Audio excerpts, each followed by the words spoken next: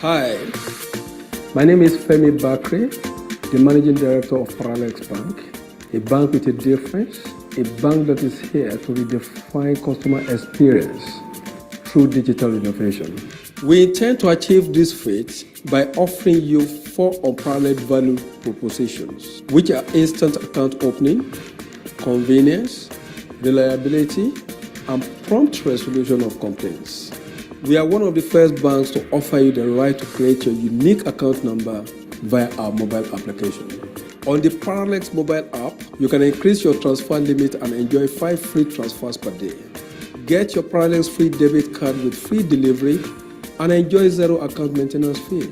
You can also send enquiries on the app and do much more.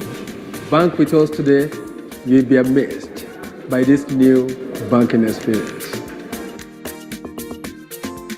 Be limitless.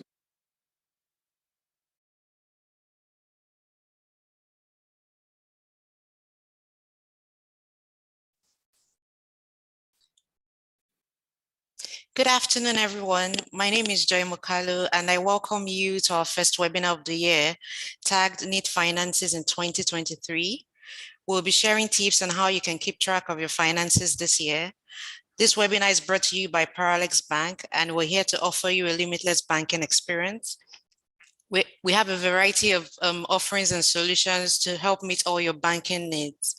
Also, I encourage you to stay tuned to the end of this webinar because we'll be rewarding 5 lucky participants with 20,000 Naira each. So stay tuned, we'll be right back.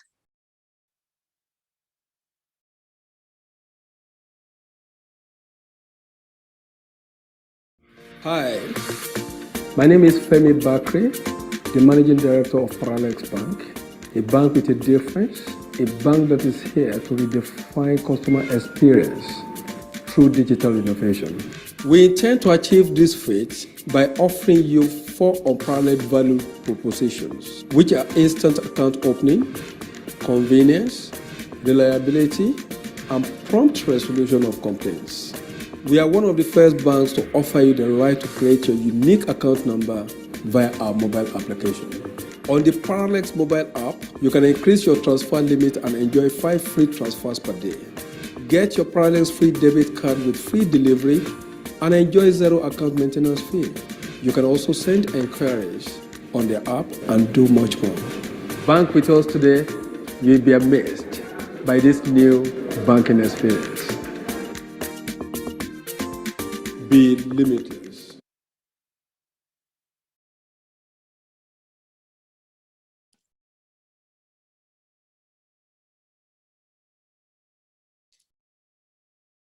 Welcome back to the webinar, and we'll be going straight to the business of today. Our speaker is Olanrewaju Fatai, the acting head, Retail and SME Banking, Parallex Bank. He has garnered over a decade of industry experience in banking. He started his banking career with Intercontinental Bank, now Access Bank PLC, and later worked with Sterling Bank. He has worked across functional roles such as relationship management, product development and management, financial and credit analysis, commercial and retail banking, and SME banking. He's commercially oriented, agile, and purposefully driven. He has led and driven growth initiatives with substantial bottom line impact. He's a graduate of political science from Obafemi Awolowo University and also has an MBA finance from the same institution. Hello, Olanrewaju, over to you. Thank you very much, Joy, for that introduction. Yeah, thank you so much. And I welcome everybody. Good afternoon to this wonderful webinar. There couldn't have been a better time to have this conversation than now. And I appreciate everyone that has taken time out of their busy schedule to join this conversation. I assure you that we're going to have a very exciting and interactive session. Please note that there's no hold back in this conversation. Please lay every of your questions, lay them to bear, and be rest assured that we're going to do justice to whatever question that you raise. Okay, to start with, I know that at the dawn of every year, there's this euphoria amongst everybody, most people, this anxiety about what the new year holds. This happened at the turn of the year in, year out. And one of those anxieties around what the new year holds, vis-a-vis the question about our personal well-being, the kind of progress and prosperity that we desire in the coming year, and so on and so forth. And one of those important things is around financial prosperity. And that's what leads to the conversation that we're going to have today. And this topic has been well molded the way the question is put, that how you want to keep a neat finances in 2023. How do you need to track your finances? That's a very beautiful question. How do you track? Because one of those things, one of those key ingredients to financial prosperity is how you are able to track your finances. Vis-a-vis the question of how you generate revenue, income, so which we call salary for people in paid employment, and for business people, we call it revenue, we call it income, and all that. So it's important that we track this, because it's a function of the income that we generate that determine other things, vis-a-vis the question of how our expenses will be managed, what kind of expenses we need to make, and how well we're able to save, to put some funds around, which at the end of the day, we're going to put to one form of investment and the other. Let me put a caveat that this conversation is not about, when we talk about financial prosperity, the conversation is not around getting rich quick antidotes. No, it's about being able, because being prosperous financially, it's not a question that about comparison, but it's a question around how you align your own plan with your own reality. I take that again. How you align your plan with your own reality. Let's take an example of that.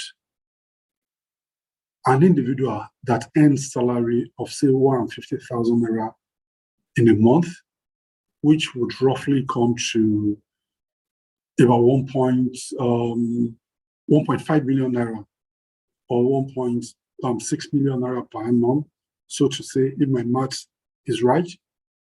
And such individual at the beginning of the year, is planning maybe to buy a property, for instance, that worth, say, 100 million, and he wants to have that plan over a period of 4 years.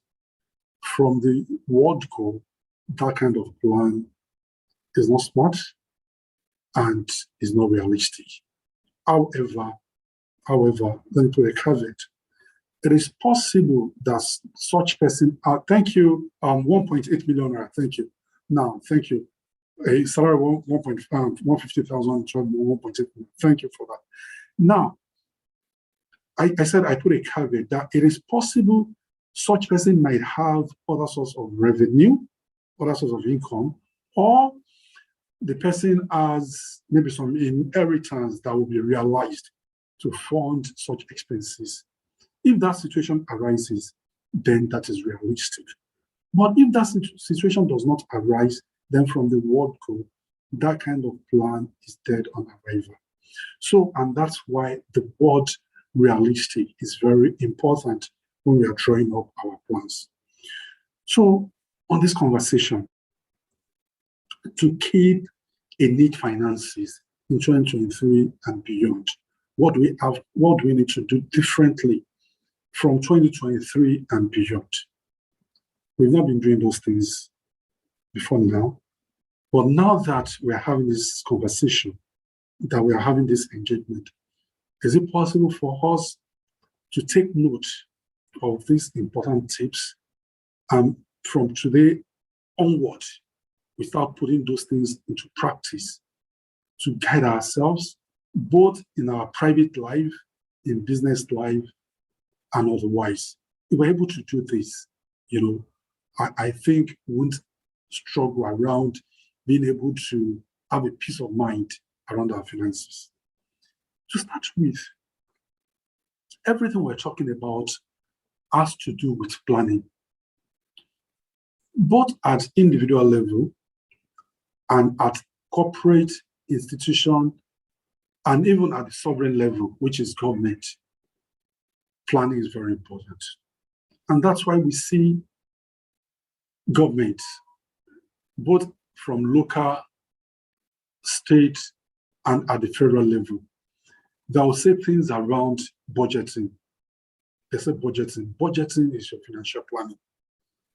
Budgeting is not financial planning.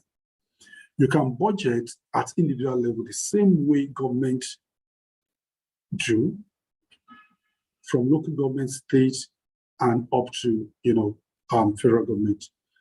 Same is what is done at corporate level among institutions, companies. They do plan before they start the new year. There would have been meeting among various stakeholders within those institutions to draw plans with respect to what are the anticipated revenue, what are they anticipating to generate in terms of revenue in the coming period. All the revenue generating stakeholders within that institution, they come together and put their plans on the table. That in the coming period, based on what we have done, based on historical activities, take note, based on historical activity, because there's no way you are going to plan without looking back at history and what is happening at the moment. That's what will help you to make your projection. Planning is projection, nothing more. Forget the big English, forget the way everything is. It's about projection. And to project into the future, you need to look at where you're coming from, where you are presently, and be able to project. And there's a trend. There's a trend. Take that word again. Trend is very important. How do I mean? In 2022, we're in 2023. Maybe in 2020, you had a job that was paying you 100,000 naira. But you anticipate that, okay, I desire to enhance my revenue, my income, my salary. And with that, you anticipate that, okay, in 2021, you can either earn promotion. Okay, I'm going to put in more effort at work to ensure that I'm more efficient, I deliver more on my deliverables, and with that, I expect that I'll earn promotions. Or, in addition to promotion, I expect that I'm going to, earn some bonuses, which would take my, okay, if I'm promoted, what will likely be, the increase in salary? You say about 20%.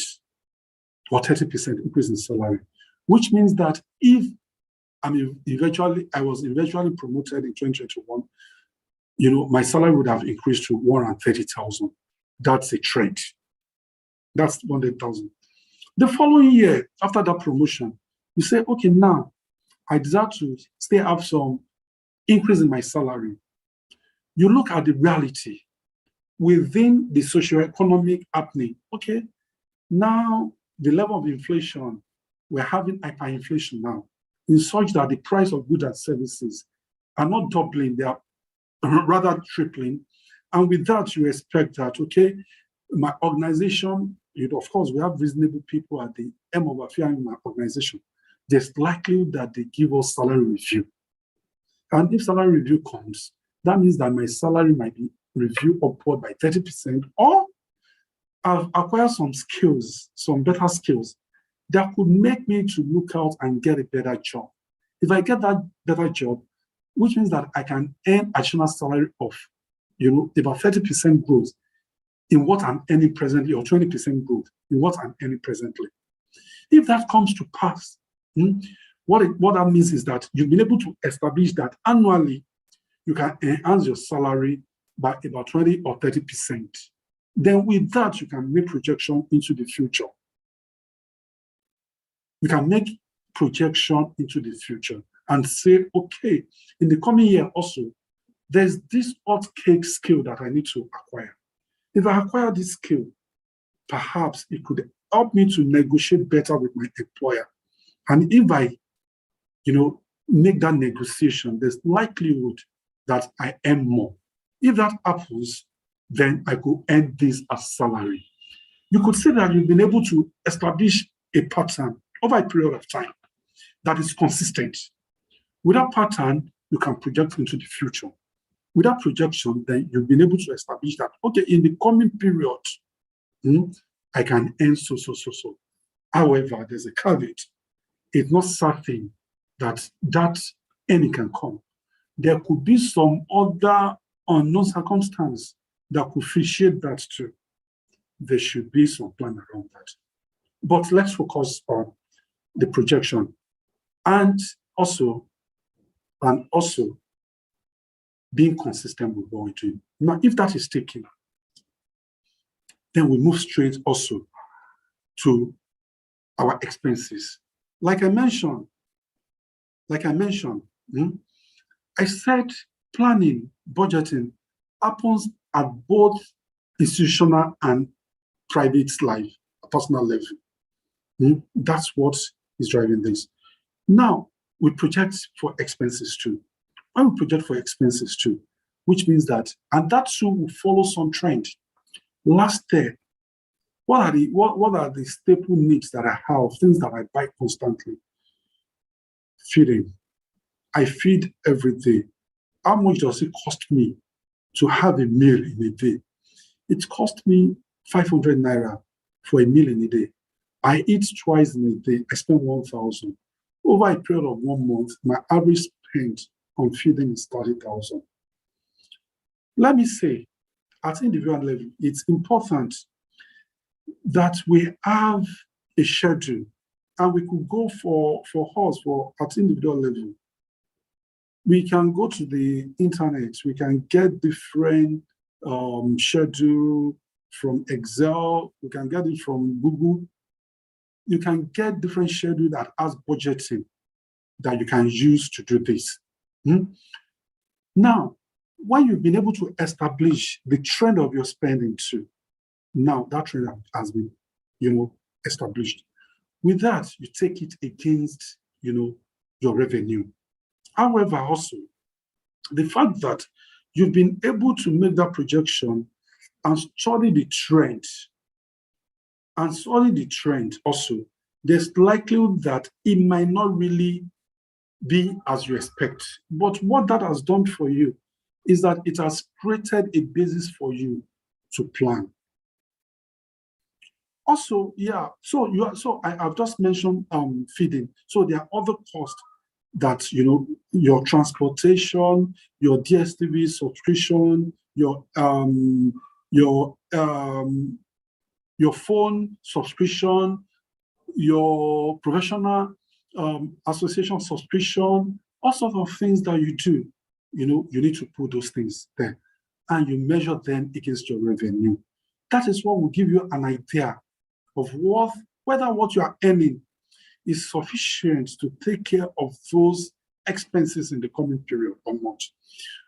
Immediately, when you plug it against your expense against your revenue and you have deficit, what it means is that you need to rework your expenses in such that whatever you're going to spend should not exceed your revenue. However, at corporates, maybe at sovereign level, that's government has planned that when they are funding budgets, because they are funding development, they don't rely on their revenue alone. They also rely on borrowing to fund their budget. This could apply also at individual, even at corporate level. This happens. However, you need to be very careful as to how you deploy loans, borrowing to fund your lifestyle or expenses. This is very critical, very, very critical. We'll come back to that. Now, after you've done this, you've put in your revenue and your expenses. Let me also go back that these two items, revenue and expenses, they are very important. They are the major two ingredients in your plan. Now, your revenue, there are two things that your revenue could also, you can maintain the same level of revenue, or you can strive to enhance your revenue, which I made allusion to at the initial stage. However, you should be very conscious of managing your cost. That's where a lot of us are not very disciplined. A lot of us, myself inclusive, a lot of us, we are not very disciplined around that. And the moment we begin to be disciplined around that, the better things become for us. Now, let me go back. I mentioned about you being able to establish some trend around your revenue growth. We shouldn't at any point be tempted to enhance our expenses at the same rate that our revenue is growing.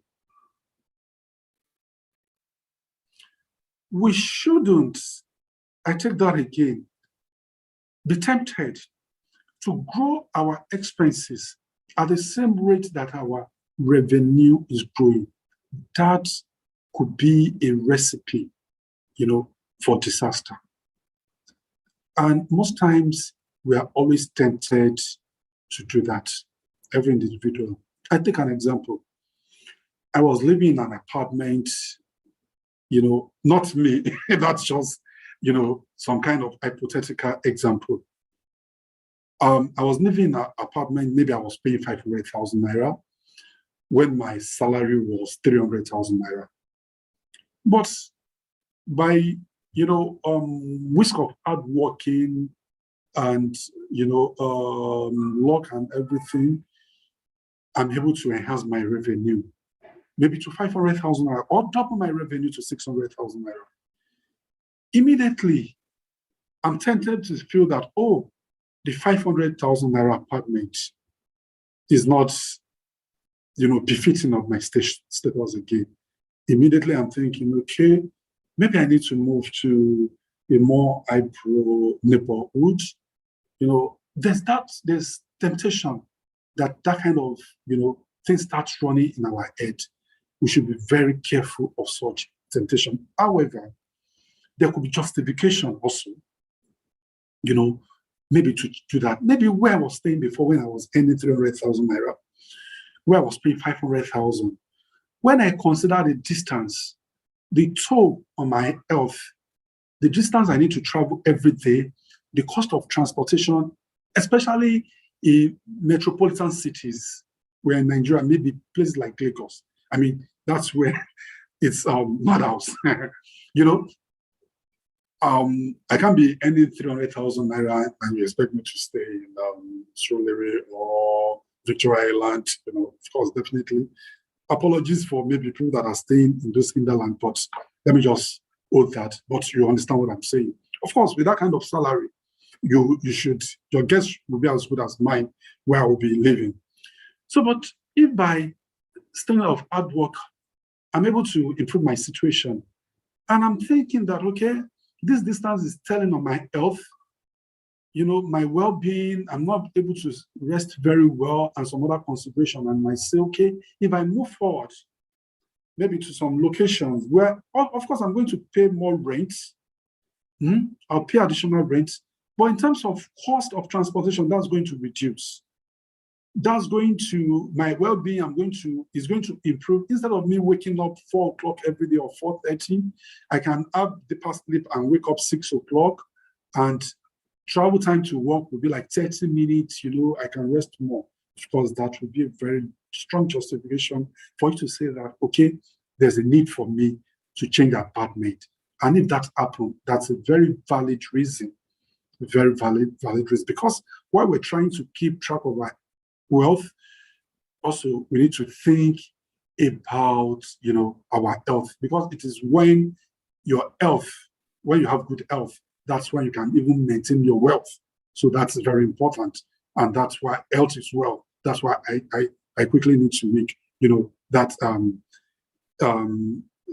that point. So that could be very valid. However, but don't miss the point that we shouldn't be tempted to say that as soon as our revenue increases, then we should increase our expenses at the same rate. No. A good example, of course, there's no standard, but I think some comfortable rates could be that whatever expense that you revenue that is enhanced, you can maybe increase your expense. Maybe your expense increase should not be more than about 20 or 30% of the amount that. So, for instance, maybe I'm earning, I was earning 100,000, but that's improved to about 150,000. 50,000 is the growth that I've experienced. Now, what you can increase your expense with should be that about 30%, between 20 or 30% of that income, which should be pegged maybe max, for the sake of this argument, between 20,000, even 20,000 is close to about 40%, maybe about 15,000, so that you are not, that increase that you've gotten is not stressed, and it doesn't get turned out immediately, so that there could be some balances. That is very important. We need to take note of that very seriously. That's very important. So I've been able to speak to revenue growth.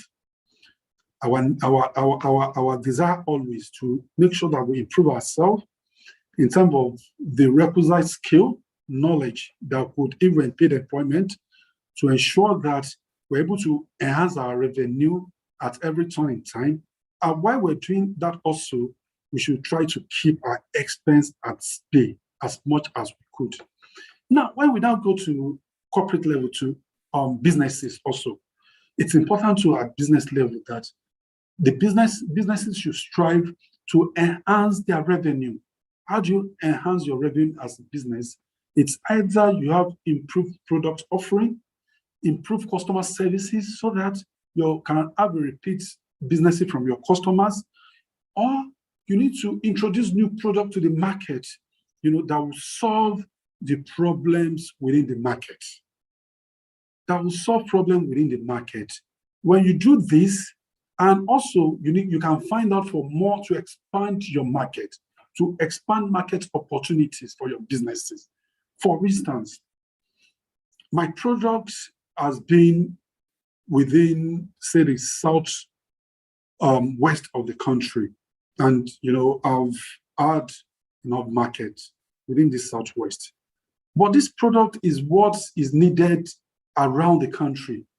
Have I thought about how I could improve my product and enhance the acceptance of my product in other regions of the country? Say in the south, in the southeast, even in the north. This is very important. So as a business person also, you need to think at the turn of every time as to how to increase or enhance your revenue. And part of the ways to do this is, one, you improve on your present product offering. You don't reduce the standard so that you can retain your customer.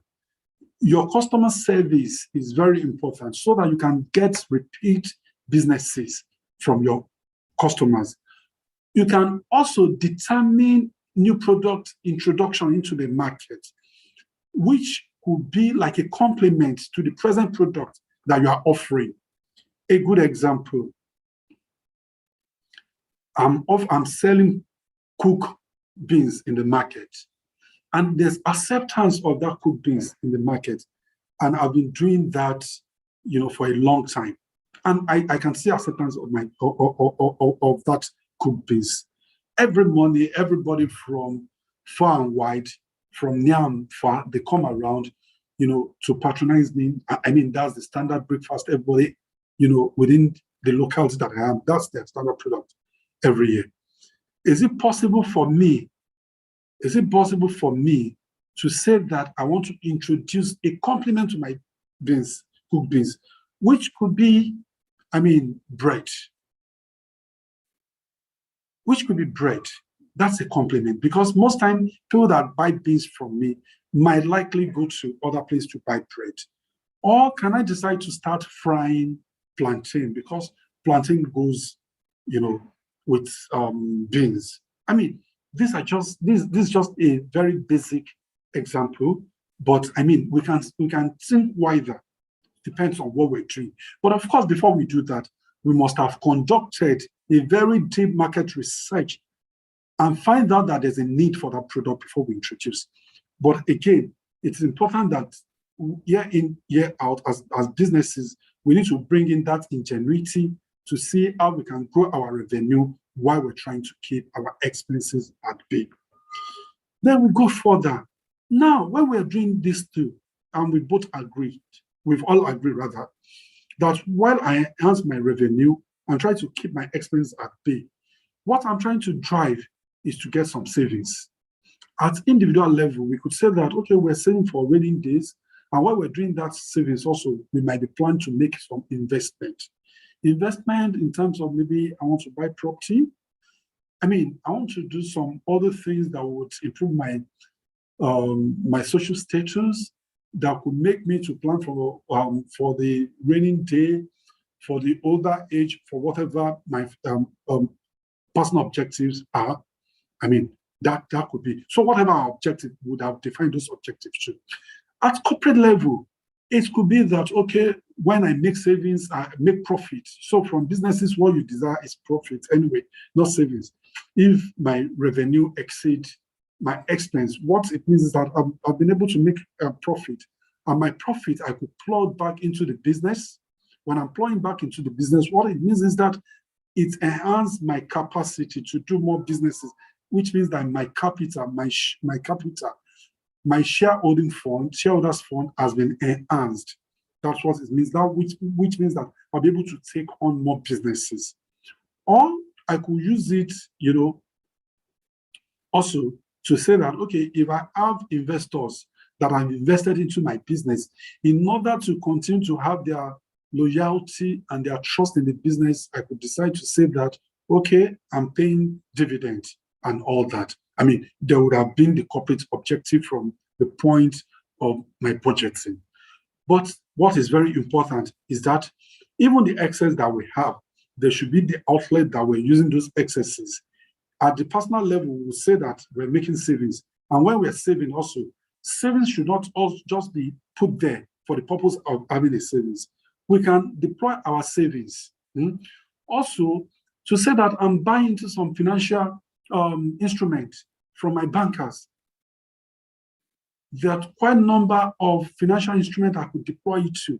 So we need to add some other investment that that could enhance my status, because someday, even when you're having your paid job, someday you still need that job. So there should be some planning for the raining day or towards when you're going to start doing your own thing. That's very important.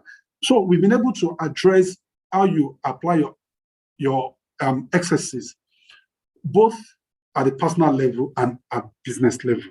Again, at the personal level, when I make my savings, my objective at every time is that my revenue should always exceed my expenses.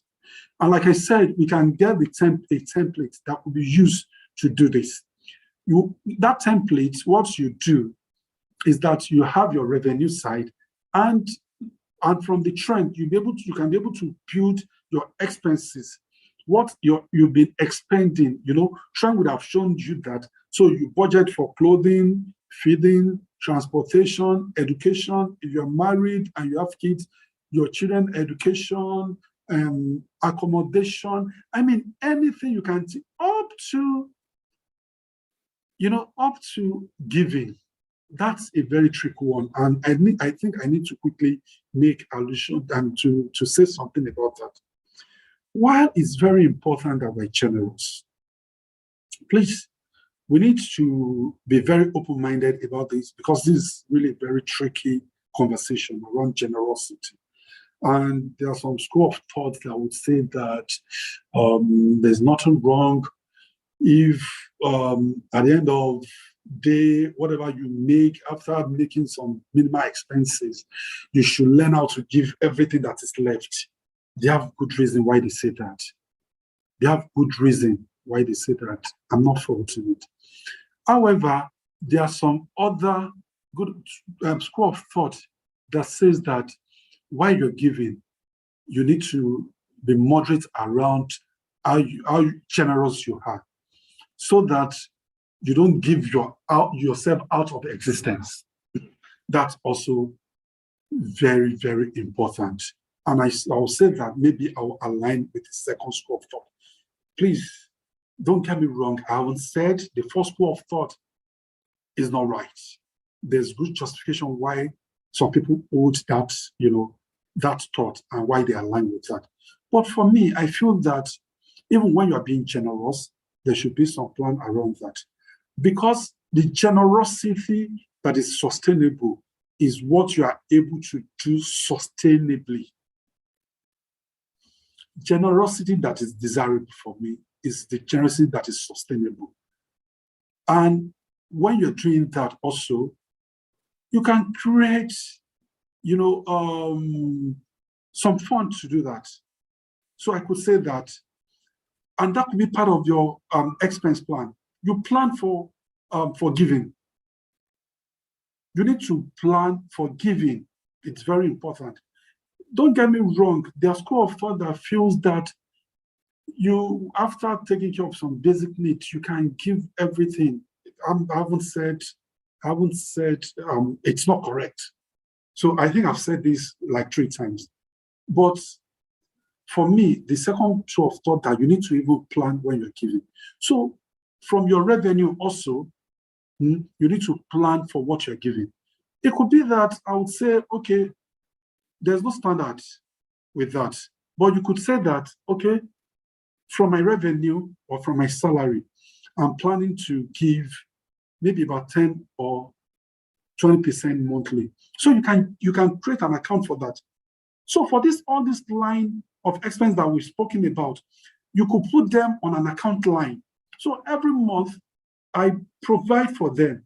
So even at the end of this month, if I provided for 10%, as my given expense. So even if I didn't, deploy all the 10% to giving, the provision is still there. The next month, I'm still providing. The following month, I'm still providing. So in such that, so there could be a month that you will not spend everything. And there could be a month, that there will not be a need to spend more than the previous month. But at every point in time, you need to stay within your budget, even at giving. Even at giving. That is very important. I just felt that it's important, that, I need to chip that in. That's very important. While we are being generous, we should think about generosity that is sustainable. So I think I've been able to make that point, and I couldn't have made it, more better than that. Now, another thing that we need to think about is how, we get efficient with things that need to do, around our finances, the things we put our finances to. Is there a better way that I can improve what I'm doing now to make some savings? Is there a better way that I could do what I'm doing now and make some better savings and I'll still achieve the same result, and it will even be in a better way? I give an example. Instead of driving to work every day, this also is very tricky, but if it aligns, with your situation, it's something you can think of. But I have some other friends that we live in the same neighborhood. Is it possible for us to go drive to work every day? So this week, Mr. A drives. We all fund for the fueling of the vehicle. The next week, Mr. B drives. We all fund for the fueling of the vehicle. And week 3, Mr. C drives, and we all fund for the fueling of the vehicle. With that, it's more efficient. It reduces stress on you, and you could make more savings. So it's something we can also, think about. So I've just used this example, but you can also, apply this example to every sphere of our life and every area of our businesses. When we take that to businesses, there could be some function in your business that ordinarily you shouldn't let that sit within your business. You can outsource it. For instance, you are a small organization. You are a small organization that you're just growing.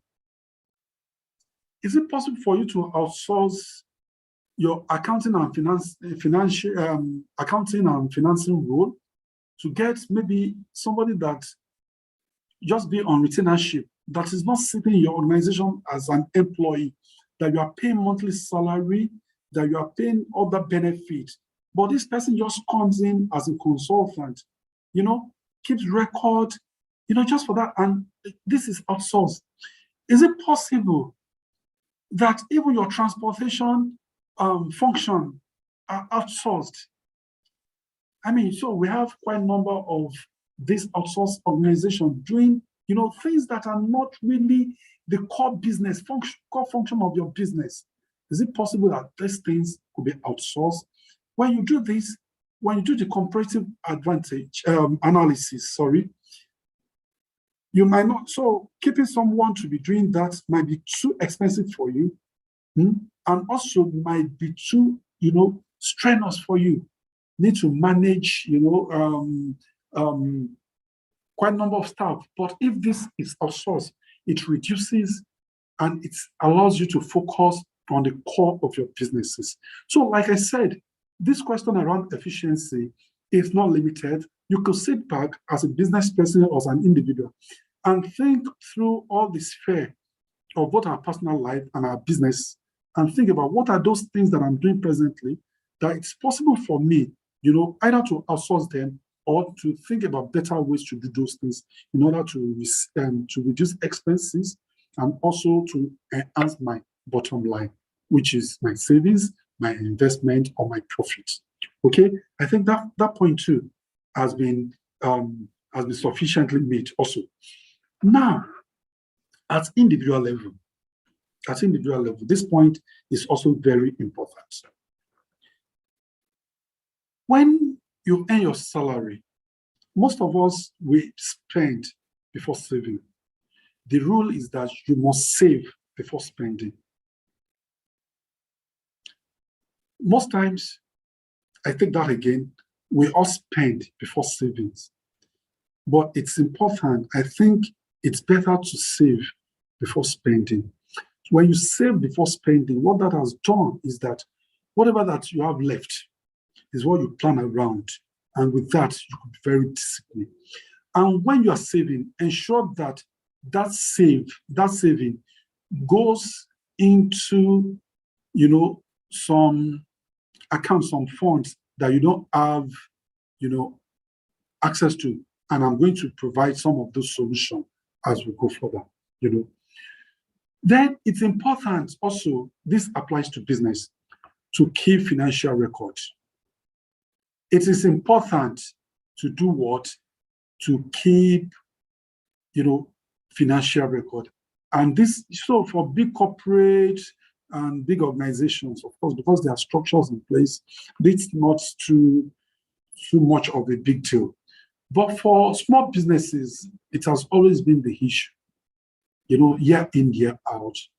It is at the point that maybe when you now feel that you need maybe to seek funding or to even understand the state of your businesses, that you hear people saying that, this year alone, I've sold about 10 million naira.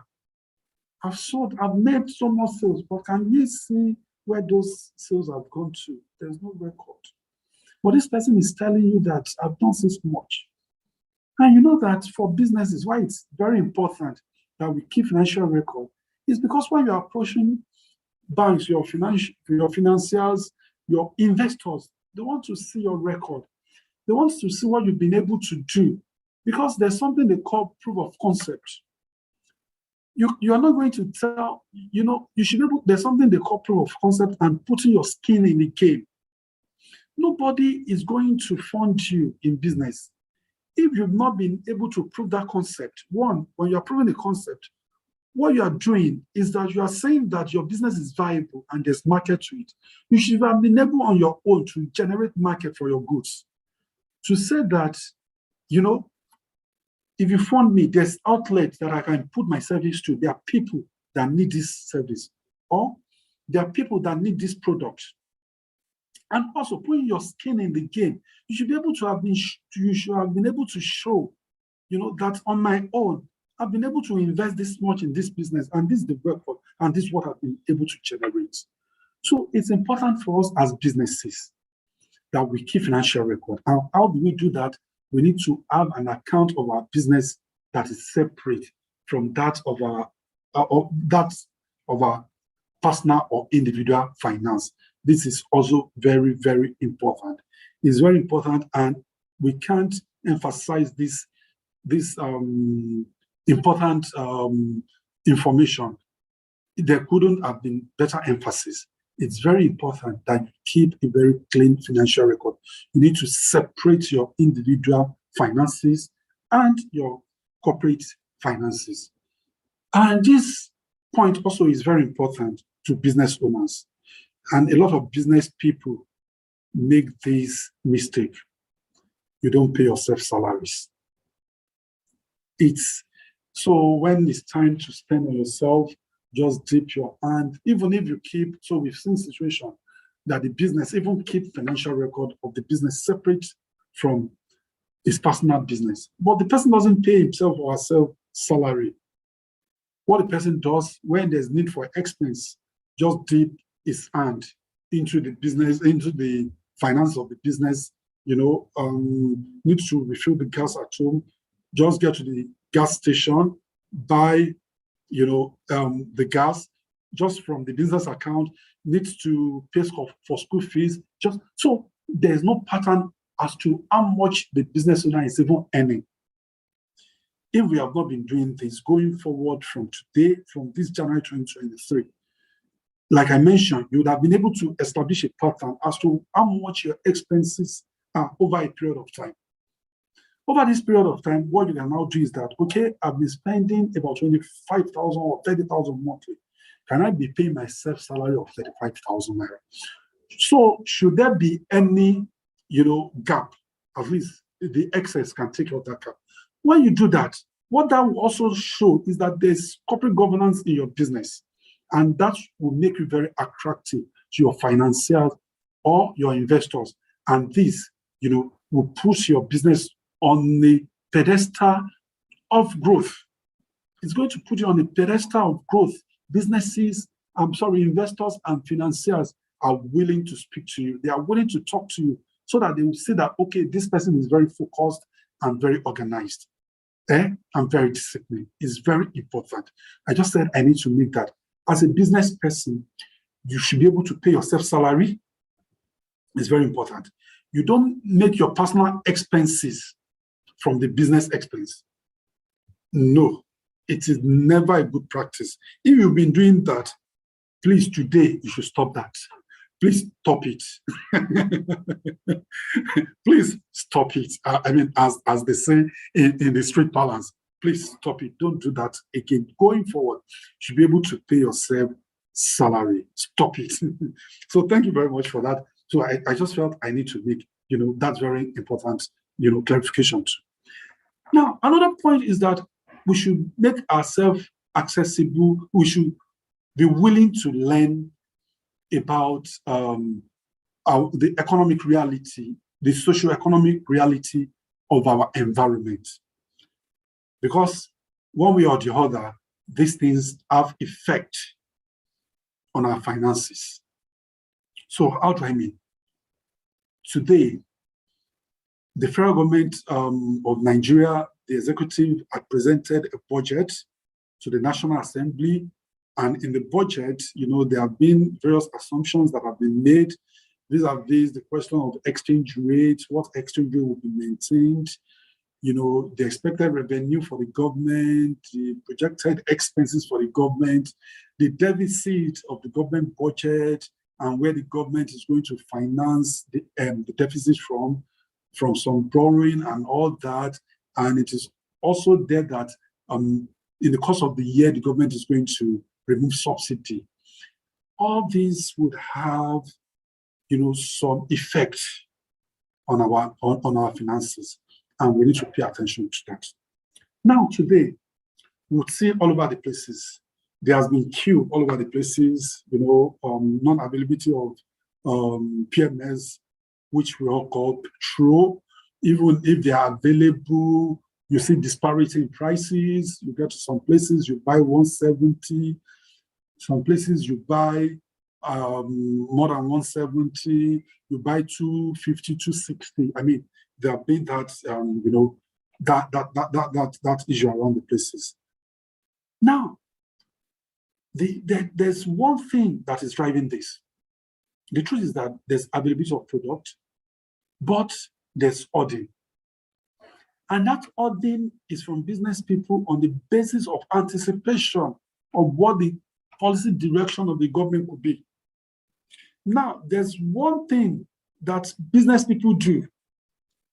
While it's an economic crime, ordering is an economic crime in any society. It's actually an economic crime. But business people think about what they call replacement cost. Replacement cost. How do I mean? Today, the landing cost, maybe they buy product from the supplier at 150 for the sake of argument. For the sake of argument. And they sell 170 or whatever it is. Now, but there's access to information that if by tomorrow the subsidy is removed, the cost that was 150 before might move to 190, 230 or whatever.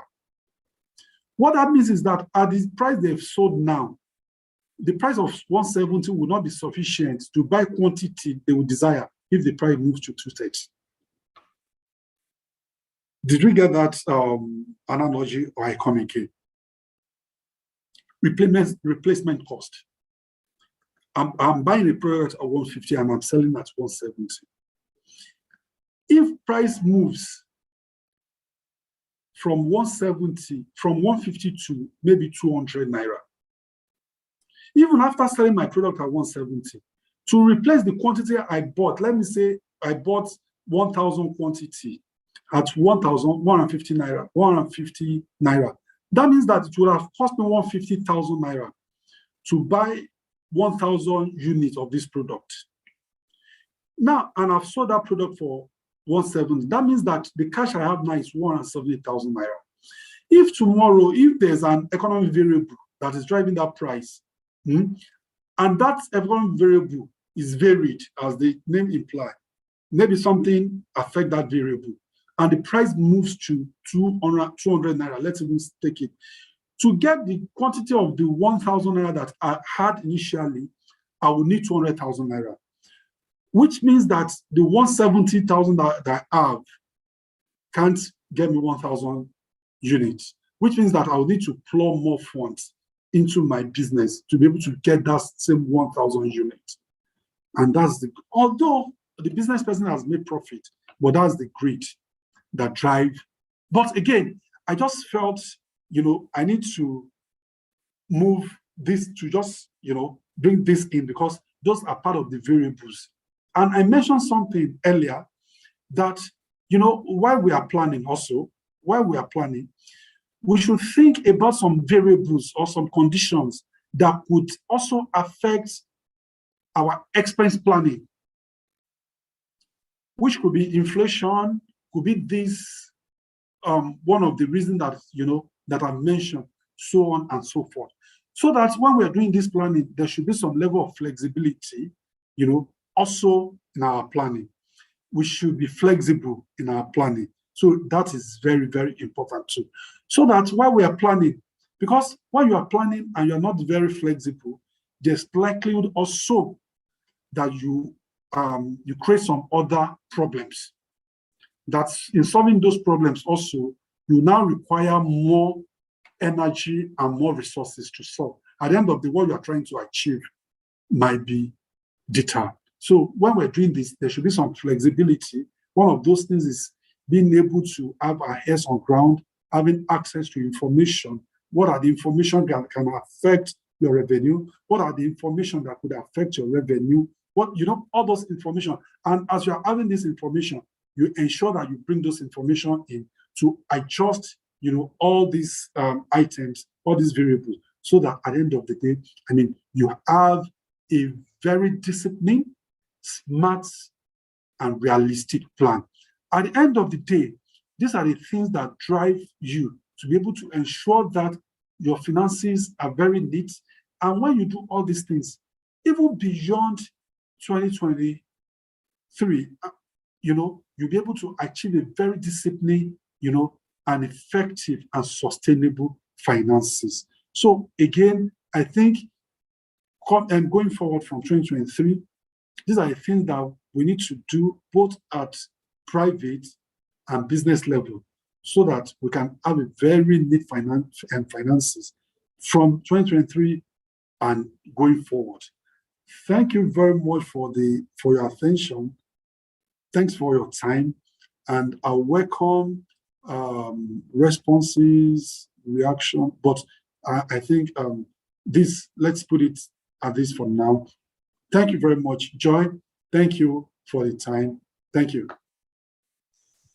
Thank you, Olanrewaju. That was very, very insightful. You've shared tips for individuals and businesses. I have also picked a few tips myself.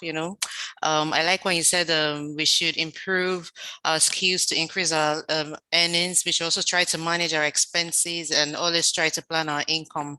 So thank you so much for that. I thoroughly enjoyed the session, and I'm sure our audience also feel the same way. So at this time, we'll be taking some questions, and please type in your questions in the Q&A chat, and we'll take it from there. But we already have some. So I'll just be starting with this one from an anonymous attendee. He's asking if we encounter an unforeseen circumstance that affects the person's budget and they have to borrow, how can they still have a neat finance with the same income? Do you have any tips to share for this person? Sorry, can you take that again? Take the question again. Okay, it says, what if I encounter an unforeseen circumstance and that affects my budget so that I have to borrow? How can I still have a neat finance with the same income? Can I still have a neat finance? I didn't get that part. How can I still have a neat finance with the same income? If maybe instead of trying to save, something happened to me and it cleared out my budget, it cleared out my savings, and then I had to borrow money. What can I do? Okay. Thank you very much. That's a very good question. Okay, so like I said, I think I made allusion to that. And I mentioned that at sovereign level, most times you say that government, hardly would you see any government that we have, most times is always deficit. That's the truth. Most government, because government will say that they are funding development. So you see all these projects that happens everywhere, they usually, borrow to do this with the expectation that, when those things will have multiply effect on the citizens, and with that, it improves their way of life and be able to improve businesses. So at the individual level, so I've made allusion to that, okay, if there's a need that there are circumstances that affected your expenses, and there's a need to fund, or maybe your revenue, the first thing you can do is you can revise your expenses. That's the first way to start from. So there are some expenses that you've outlined. And you would have said, for instance, I've budgeted maybe 30,000 naira monthly for my transportation. And I've looked at the trend from beginning of the month up to the 6th month in the year. And that was when maybe this occurrence happened. And I've seen that, okay, I've been spending 15,000 naira monthly on transportation, which means that I might be able to maintain that 15,000 to the end of the year. So is it possible for me in my budget to adjust my transportation instead of 30,000 and put it at 15,000 and be able to plus the excesses to that my need? Now, after applying that excess to it, and there's still a gap, now there's a need for the borrowing. However, what you're borrowing for too, you need to be able to identify what kind of things you are borrowing for. If the borrowing is not necessary, if it's just for, I wouldn't know what it is. Is it possible that that expense line, is it possible that you bring it down now and you bring it up in the coming period when you've been able to sustain your finances?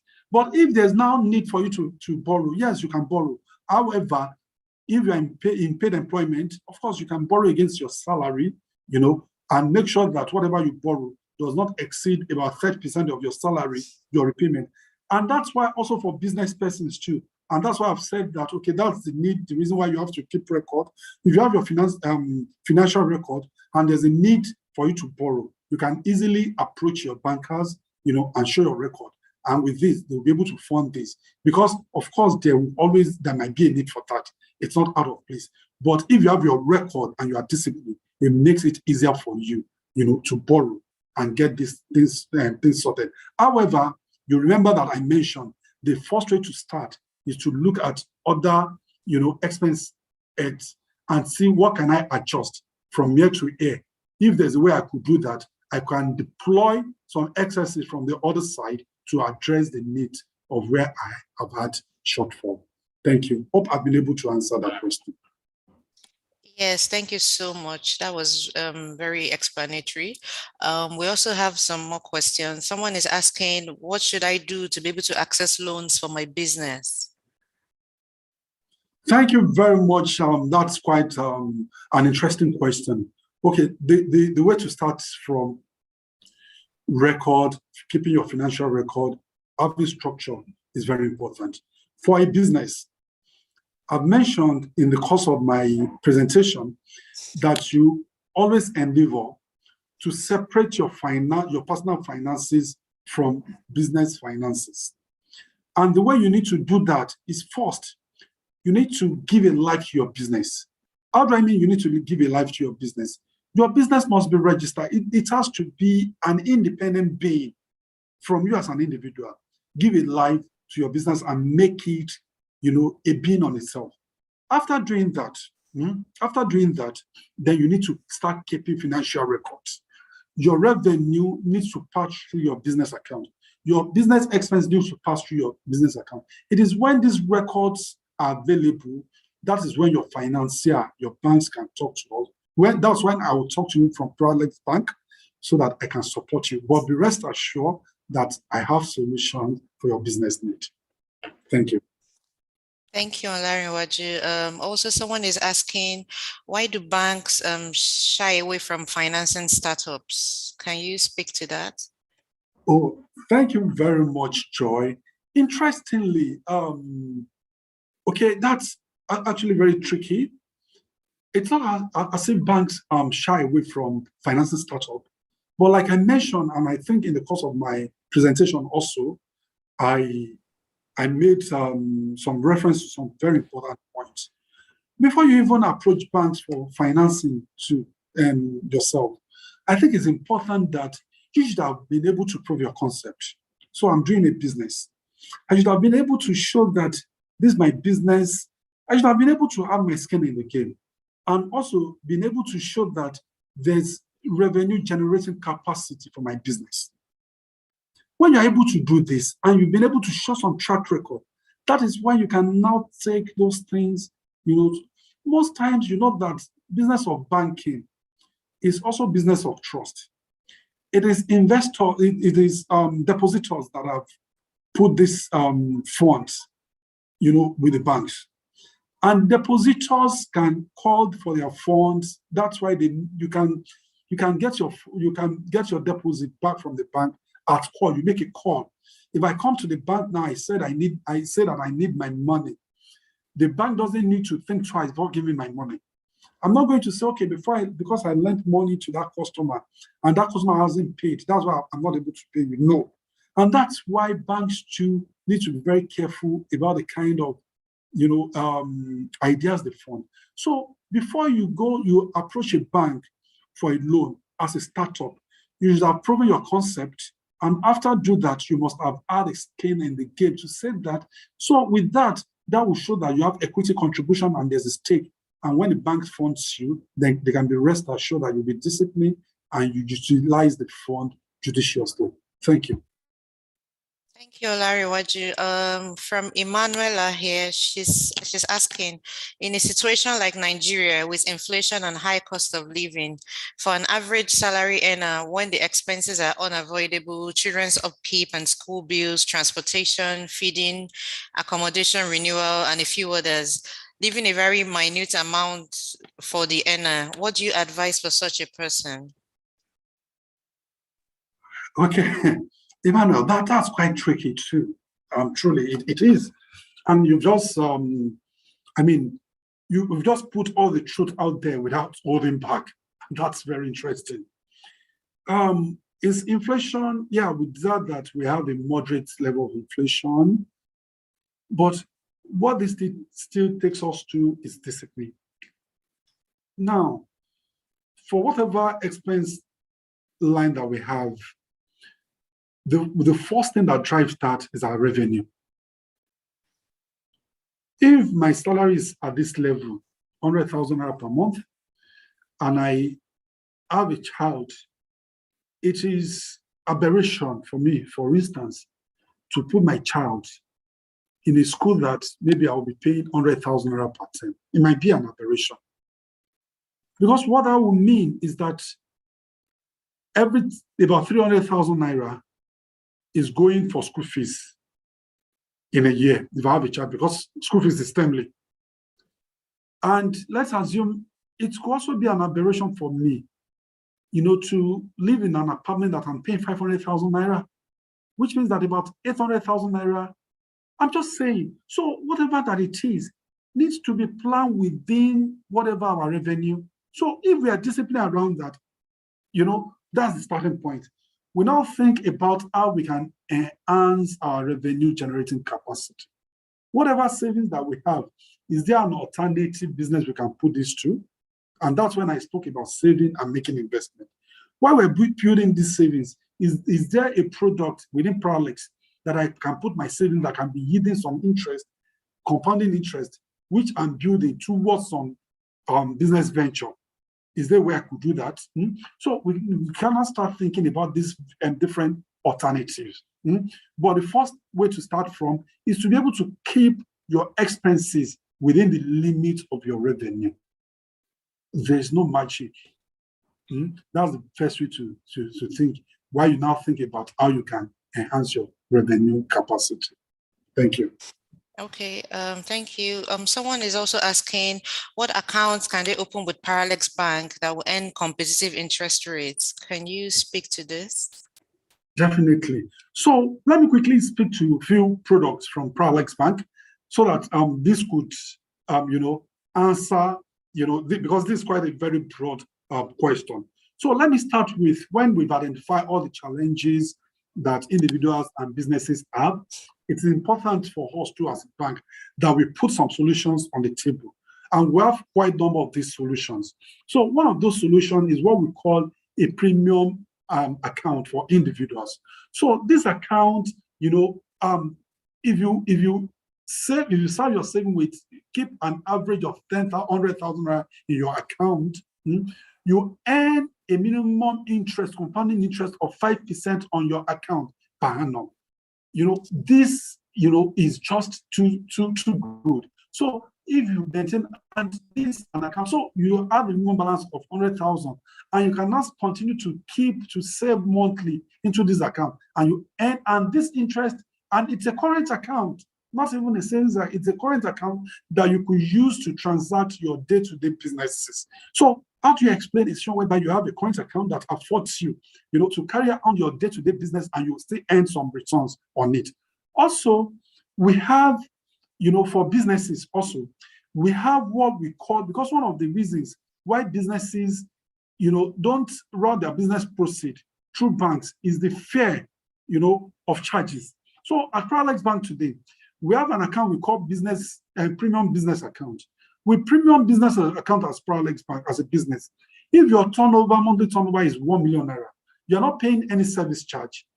And as your business grows, as your turnover grows, if you are doing turnover of up to 4 million naira in a month, you are only paying 1,000 naira of service charge in a month, which compared to if you're paying AMF in your current account, you'll be paying about 4,000 naira. And you can do up to 100 million naira on this account monthly, and the highest service charge that you will pay is 4,000 naira. Also, we have another account for big businesses. If your business falls within that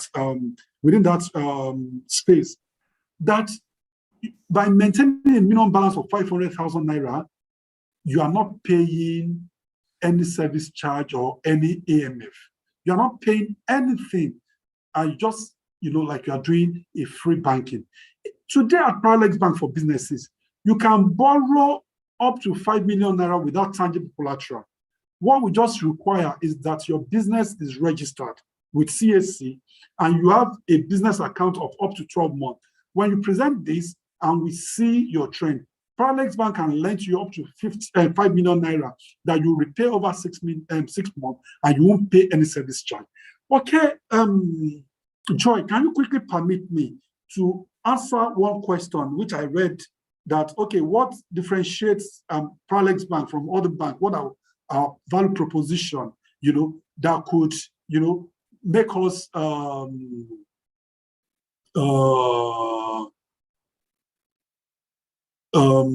that could differentiate us from other banks in 2023.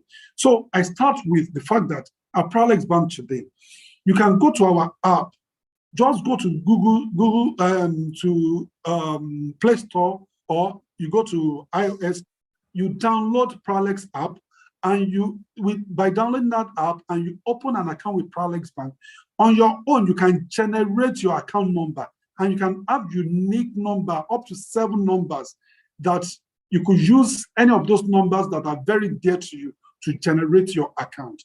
And from that also, you can get a debit card delivered, to your doorstep speedily without leaving the comfort of your house. We can get that done from Parallex Bank, and a whole lot of other solutions. I mean, you just need to come on board and bank with us, and you'll see the difference that we're going to make. Thank you. Thank you so much. Someone is also asking, do you have any tips on how they can get out of debt? Oh, that's quite a very interesting question. Everything that I've said is around planning. Now, getting out of debt, it's not quite easy, but it's achievable. The point you need to start from is, establish the level of your debt at a point that you are planning to get out of it. For instance, I'm owing 1.5 million naira.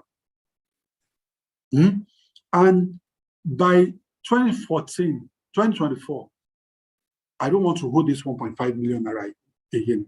How do I start? I need to look at my present level of income. How much am I earning?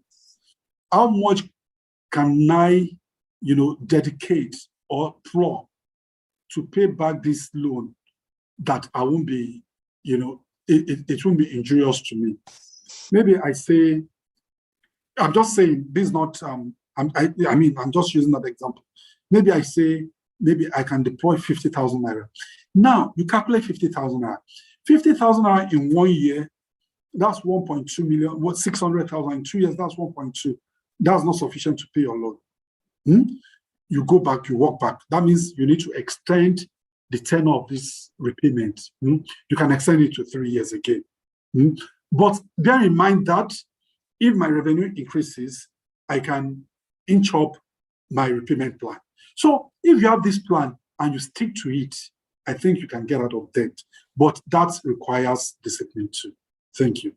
Okay, thank you, Olanrewaju. We have a question from Rashid. He's asking, how can an individual who works for a company or civil servant be able to increase his or her revenue despite earning the same amount for almost 3 to 4 years? Thank you very much, Rashid, for that insightful question.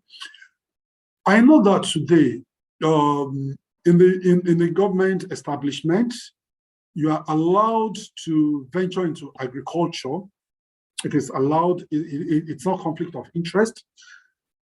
If you are within a locality that you can make some investment into agriculture, I think it's an alternative you can look at.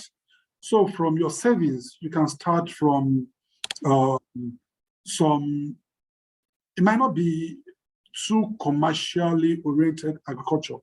It could be some staple product or something.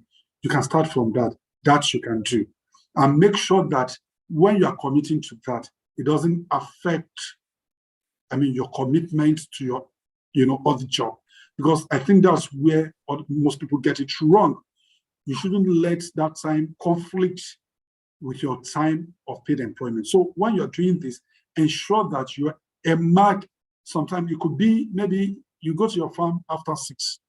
It could be that. Maybe 5 after you close from work, that's where you go to your farm. And over the weekend, you can get involved in some other commercial activities like merchandising. There's something they call drop shipping. You could speak to, some merchant, some distributor, and be one of their distributor of some of the goods. You could have done survey of scan your environment and find out what are the needs within that environment. That might not require much investment.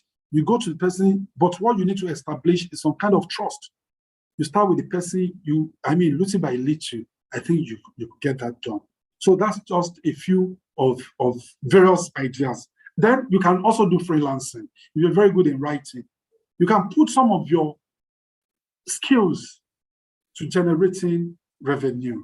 There are quite a number of those things that you have. So these are just a few tips that I think we can look at. Thank you.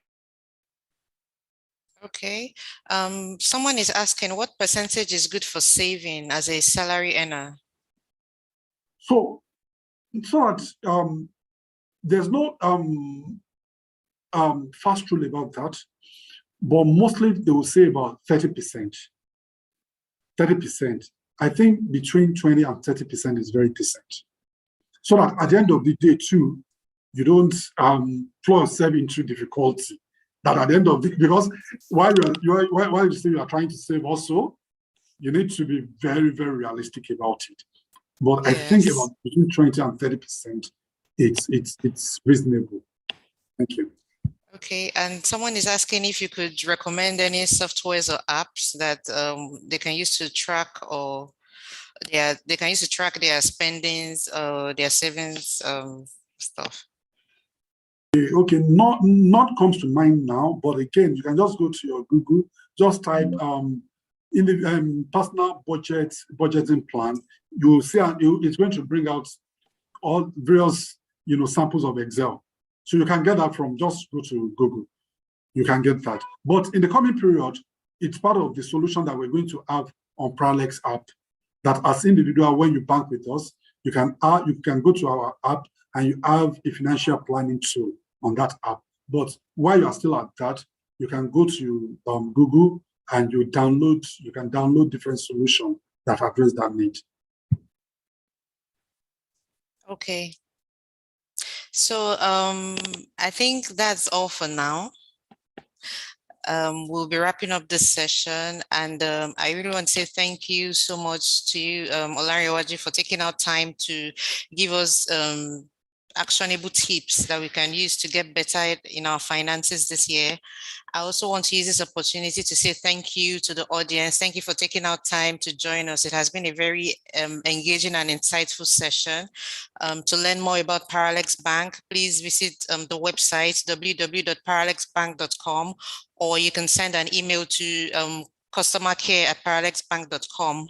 So thank you so much. And remember, at the beginning of the webinar, I mentioned that we'll be rewarding 5 lucky participants with 20,000 Naira each. So we'll be going on a short break right now. And when we get back, I'll be announcing the names of our winners. So don't go anywhere. Thank you.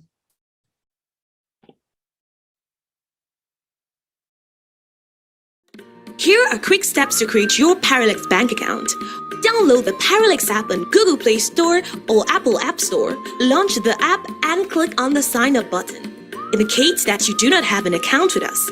Enter your BVN. Input your email address and phone number. An OTP will be sent to the phone number and email address registered on the BVN provided. Enter the OTP. Select your account type, savings or current. Impute your full residential address, including your LGA and state. Create your preferred account number by imputing the 7 middle numbers. Select your areas of interest. Submit and your account is opened successfully. Download the Parallex app now. Parallex Bank. Be limitless.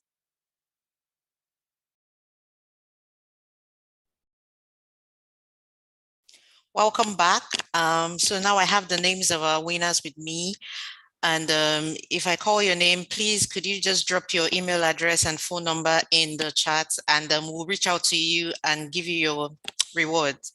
The first name I have here is Noble Ogochukwu, Emanuela Obazele, Precious Fadare, Isa Abdullahi Yao, and Anthony Onyehialam. I'm so sorry if I didn't pronounce your name properly.